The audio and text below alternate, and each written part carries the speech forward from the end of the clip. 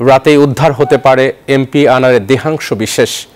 রাতেই গাড়ি চালক জুবাই এবং রাজ্য গোয়েন্দা পুলিশের হাতে গ্রেপ্তার জিয়াদকে নিয়ে বের হয়েছে পশ্চিমবঙ্গ পুলিশের বিশাল বাহিনী। এর আগে এমপি আনারুল আজিম আনার হত্যাকাণ্ডে জড়িত আরেকজনকে আটক করে পশ্চিমবঙ্গ গোয়েন্দা পুলিশ। বৃহস্পতিবার পশ্চিমবঙ্গের অপরাধ তদন্ত বিভাগ সিআইডি এ তথ্য জানায়। গত ৩০ এপ্রিল অনলাইন রেন্টালের মাধ্যমে গাড়িটি ভাড়া করে আততায়ীরা। বুধবার আটক গাড়ি চালকের জিজ্ঞাসাবাদে গোয়েন্দারা জানান, গত ১২ মে এমপি আনার কলকাতায় যান। এর পরের দিন ১৩ মে তাকে খুন করা হয়। ১৪ মে ওই ভাড়া গাড়িতে করে প্রথম পর্যায়ে মরদেহের কয়েক টুকরো সুটকেসে করে ফ্ল্যাট থেকে বের করা হয়।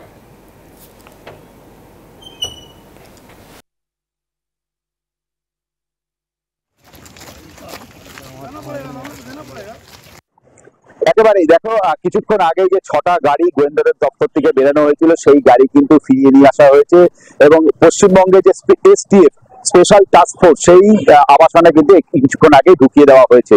গোয়েন্দাদের তরফ থেকে যেটা বলা হয়েছে, তারা যে অভিযুক্ত জিয়াদ এবং তার সঙ্গে যে আরেকজন চালক ছিলেন জুবের, এরা দুজনেই বলেছে যে রাতের অন্ধকারে তাদের মানে বুঝতে অসুবিধা হচ্ছে রাস্তাঘাট, এবং এর পাশাপাশি গোয়েন্দা দপ্তর থেকে যে লাইট দিয়ে বিভিন্নভাবে কাজ করার চিন্তা ভাবনা করেছিল, কিন্তু রাতের অন্ধকারে কাজ করতে তাদের সমস্যা হচ্ছে এবং যে কারণে এই গোয়েন্দা দপ্তর মনে করেছে যে এখন এই মুহূর্তে এসটিএফ ভবনে নিয়ে যাও।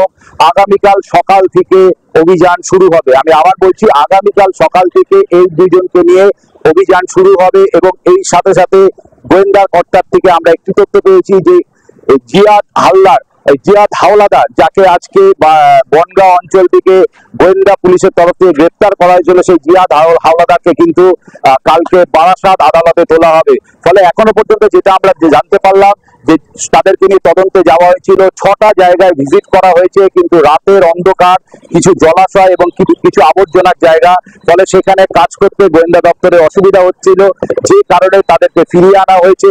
দিনের আলো ফুটলে তাদেরকে নিয়ে আবার বেরোনো হবে এবং এই অভিযান চালানোর পর তাকে জিয়াদ, যাকে বনগাঁ থেকে গ্রেপ্তার করা হয়েছে, তাকে বারাসাত আদালতে তাকে কালকে তোলা হবে। এখনো পর্যন্ত এই তথ্য পাওয়া যাচ্ছে এবং এর সাথে সাথে কিছুক্ষণ আগে যে তথ্যটা দিচ্ছিলাম যে আখতারুজ্জামান শাহিনের 2 সহযোগীর নাম বারে বারে উঠে আসছিল, একটা হলো জিয়াদ, একটা হলো সিয়াম। এই জিয়াদকে যখন ধরেছে, সেই জিয়াদের মারফত জানা গেছে যে সিয়াম ঝাড়খণ্ড হয়ে, মানে ভারতের ঝাড়খণ্ড হয়ে সে নেপালের দিকে গেছে এবং ঝাড়খণ্ডে যাওয়ার সময় এমপি আনারের যে সিমটি ছিল, সেই সিমটি ঝাড়খণ্ডে ফেলেছে, সে নেপালে ঢোকে। সেই গোয়েন্দা দপ্তরের থেকে জানা গেছে যে এখন সে কোন জায়গায় আছে সিয়াম, সেটা কিন্তু তাও জেনেছে গোয়েন্দা দপ্তর। এবং পশ্চিমবঙ্গ নিরিখে যে তথ্যটা বারে বারে আমাদের কাছে আসছিল যে সন্ধ্যের পর থেকে যে কোনো সময় মুভমেন্ট করতে পারে, তারপর আমরা নিউটাউন থানা থেকে যেটা শুনেছিলাম যে আজকে কিছু হবে না, হলে আগামীকাল হবে, অর্থাৎ শুক্রবার। কিন্তু হঠাৎ করে কাউকে না জানিয়ে রাত্রি 11টার পর গোয়েন্দা পুলিশেরা এই দুজনকে নিয়ে অনুসন্ধানে বেরায়। গোয়েন্দা পুলিশ যেটা মনে করছে যে এই জুবের, যিনি 2টি পুরুষ এবং একটি নারীকে নিয়ে সেই আবাসনে গিয়েছিল, এবং পাশাপাশি জিয়াদ, যিনি এই হত্যা পরিকল্পনার সঙ্গে সেই সময় ওই ফ্ল্যাটের মধ্যে মজুদ ছিল এবং ট্রলি নিয়ে বেরিয়েছিল।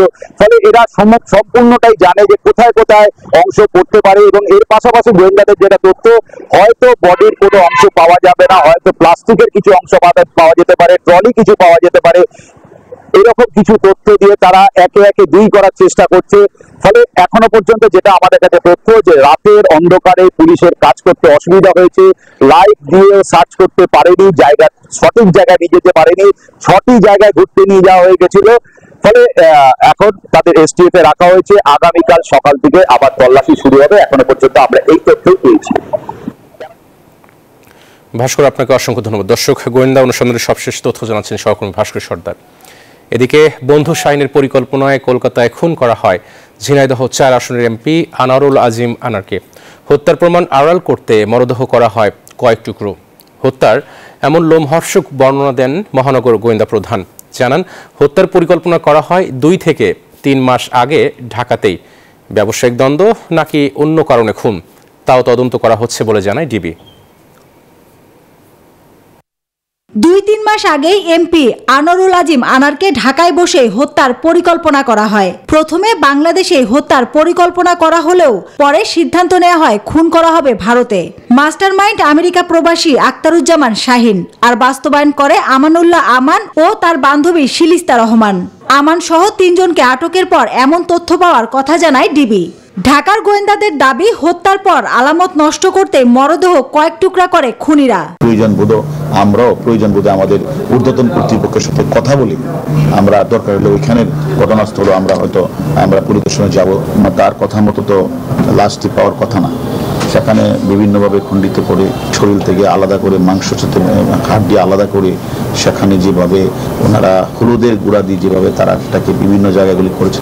এমপি আনার খুনের পর থেকে বেরিয়ে আসতে থাকে হুন্ডি সহ নানা ইস্যুতে তার জড়িত থাকার তথ্য। মহানগর গোয়েন্দা পুলিশ প্রধান জানান, ব্যবসায়িক দ্বন্দ্ব নাকি অন্য কোনো কারণে খুন তাও তদন্ত করা হচ্ছে।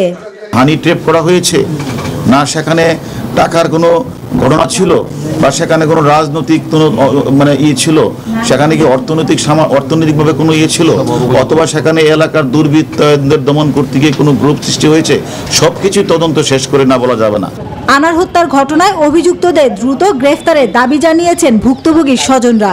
সন্দেহভাজন আখতারুজ্জামান শাহিনের পরিবারও চান সুষ্ঠু তদন্ত। সে মারা গিয়েছে, টুকরো করেছে, মাথা বলে খুঁজে পাচ্ছে না।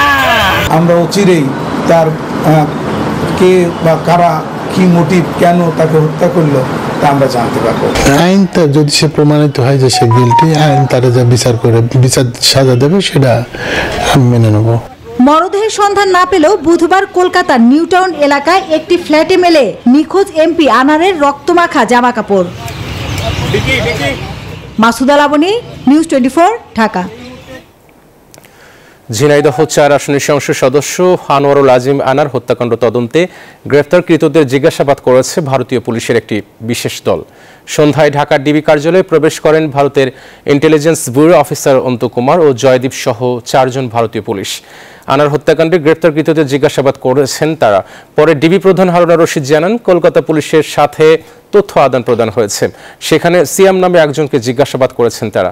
মরদেহ খুঁজে বের করতে তারা আশাবাদী বলেও জানান এই গোয়েন্দা কর্মকর্তা। আমাদের কাছে যে সকল আসামিরা আছে তাদের সাথে তারা কথা বলছে, এবং তারা আসলে আমাদের কাছে যে তথ্যগুলি তারা দিয়েছে, আমরা যে তথ্যগুলি আপনাদেরকে বলেছি, আসামি যে এখানে হত্যাকাণ্ডটি সংঘটিত করেছে এবং সেখানে তারা জিজ্ঞাসাবাদ করেছে, আমাদের কাছে যে তথ্যগুলি যেভাবে দিয়েছে তারা তাদের কাছে স্বীকার করেছেন এবং তারা সেই তথ্যগুলি শুনেছেন এবং তারা এই যে অপরাধীর কথা শুনেছেন, এবং পাশাপাশি ওই দেশেও যিনি গ্রেপ্তার হয়েছেন ওনারা আমাদেরকে বলেছেন, তার মাধ্যমে তারা হয়তো শীঘ্রই চেষ্টা করছেন যেন ওই আসামিটাকে যে আসামি ডেড বডির যে বিভিন্ন পার্টগুলি কোথায় ফেলেছেন সেটা তারা হয়তো শীঘ্রই তারা বের করে ফেলতে পারবে। আনোয়ারুল আজিমের মরদেহ এখনো উদ্ধার করা যায়নি, তবে 2 দেশের গোয়েন্দা বিভাগ কাজ করছে সবকিছু উদ্ধারের জন্য, কথা জানিয়েছেন স্বরাষ্ট্রমন্ত্রী আসাদুজ্জামান খান কামাল। বৃহস্পতিবার সচিবালয়ে সংবাদ সম্মেলনে এসব কথা বলেন স্বরাষ্ট্রমন্ত্রী।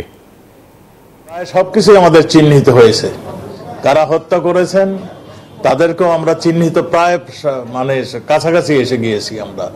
আমরা শুধু ঘোষণাটা দেব, আমরা সম্পূর্ণ একমত হতে পারলে, 2 দেশের গোয়েন্দারা একমত হতে পারলে। আমরা ডেড বডিটা এখনো উদ্ধার করতে পারিনি। আমরা অনেক কিছু শুনেছি, আপনারাও যা শুনছেন সেগুলো আমরাও শুনছি, কিন্তু যেই পর্যন্ত আমরা সেগুলো উদ্ধার না করতে পারবো সেই পর্যন্ত আপনাদেরকে অফিসিয়ালি আমরা কিছু বলতে পারছি না। কলকাতায় খুন হওয়া এমপি আনারের হত্যাকাণ্ডের মূল ঘটনা উদ্ঘাটনে 2 দেশ সমন্বিতভাবে কাজ করছে বলে জানিয়েছেন পররাষ্ট্রমন্ত্রী ডক্টর হাসান মাহমুদ। সকালে জাতীয় প্রেস ক্লাবে এক অনুষ্ঠান শেষে সাংবাদিকদের প্রশ্নের জবাবে এসব কথা বলেন পররাষ্ট্রমন্ত্রী। 2 দেশের মধ্যে সমন্বিতভাবে এই নিয়ে কাজ হচ্ছে। 2 দেশের গোয়েন্দারাই সমন্বিতভাবেই পুরো বিষয়টি উদ্ঘাটন করার জন্য কাজ চালিয়ে যাচ্ছে। আমাদের মিশন, বিশেষ করে কলকাতায় আমাদের যে হাই কমিশন অফিস আছে, তারা সেখানকার কর্তৃপক্ষ, পশ্চিমবাংলার কর্তৃপক্ষ, ভারতীয় কর্তৃপক্ষ, ভারতীয় পুলিশের সাথে নিবিড় যোগাযোগ রাখছেন।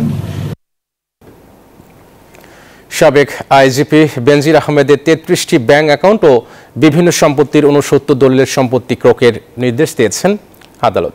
বৃহস্পতিবার দুদকের আবেদনের পরিপ্রেক্ষিতে ঢাকা মহানগর দায়রা জজ মোহাম্মদ জগলুল হোসেন এই আদেশ দেন। সম্প্রতি দৈনিক কালের কণ্ঠে বেনজিরের ঘরে আলাদিনের চেরাগ শিরোনামে প্রতিবেদন প্রকাশ হলে বিষয়টি নিয়ে তদন্ত নামে দুদক।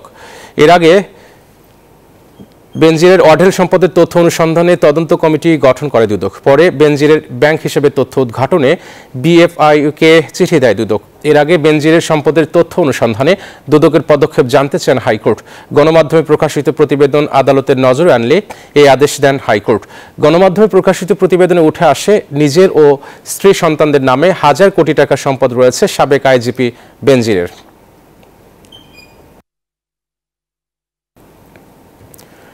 অনুসন্ধানের অংশ হিসেবে পুলিশের সাবেক মহাপরিদর্শক বেনজির আহমেদের ও তার পরিবারের সদস্যদের নামে থাকা ও স্থাবর ও অস্থাবর সম্পত্তি জব্দের নির্দেশ দিয়েছে আদালত বলে জানিয়েছেন দুদকের আইনজীবী Khurshid Alam.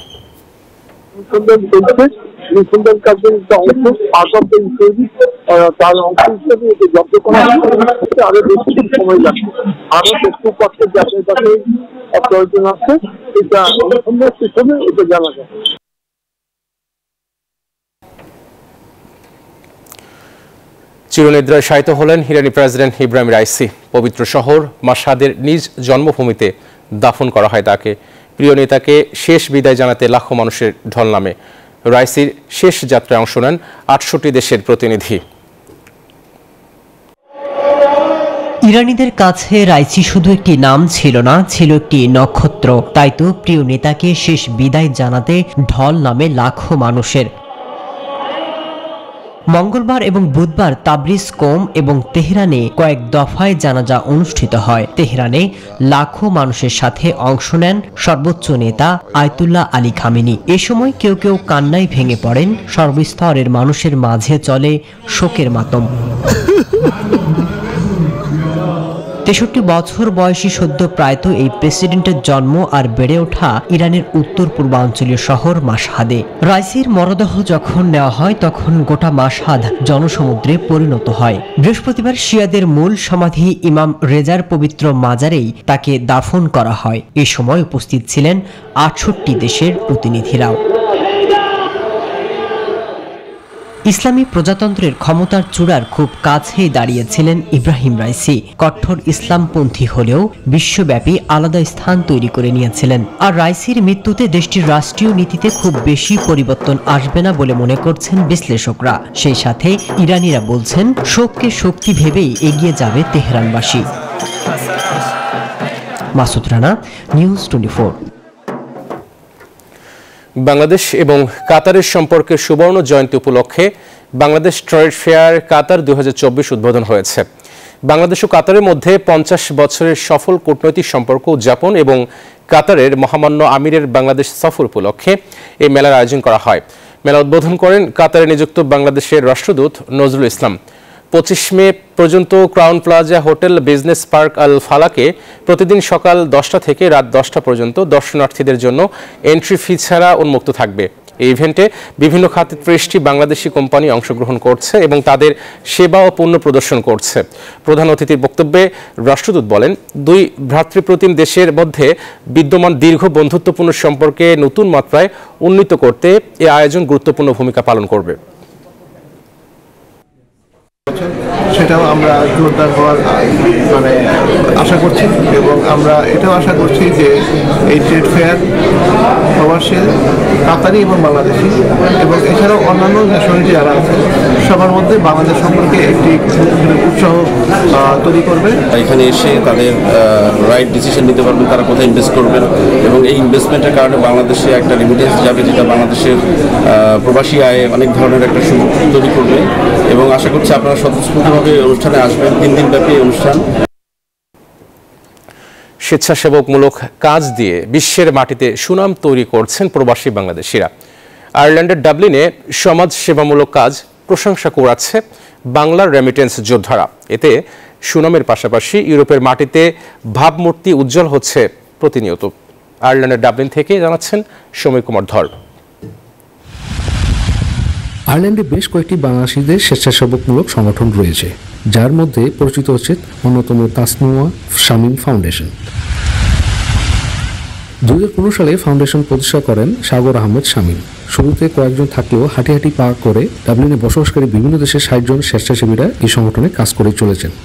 Food bank in Clongriffin every Tuesday from 10 to 11, and this all goes for good cause. We have a food bank every Tuesday in North Dublin, and we also go to the GPO in Dublin City Centre every Friday.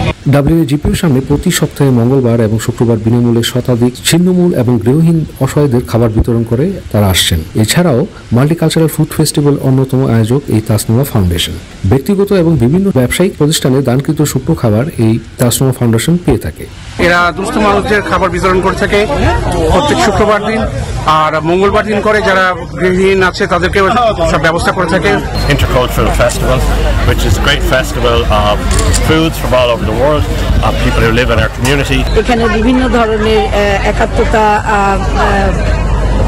হয়েছে, বিভিন্ন ধরনের খাবারের stall, Pakistani, Indian, Bangladeshi, Irish, আর আমি চাই সব দেশের বাংলাদেশের এখানে আসুক। নিউজ 24-কে সাক্ষাৎকারে ফাউন্ডেশনের প্রতিষ্ঠাতা সাগর আহমেদ শামীম বলেন, তাসনুমা নামটি এসেছে তার নিজের অটিস্টিক মেয়ের নামে।